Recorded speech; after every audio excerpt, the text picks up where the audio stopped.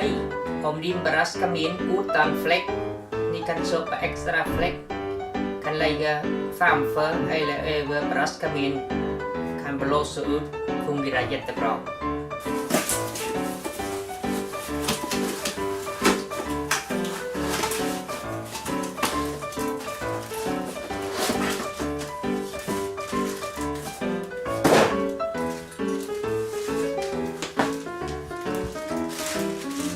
Den här fläkt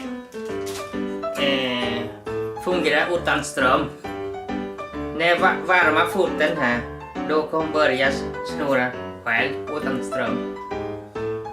Fungerar jättebra. Så här fungerar fläkt utan ström. När varma foten här, det börjar starta vid 60 grader. Kommer uppåt till 300 grader. Fungerar jättebra.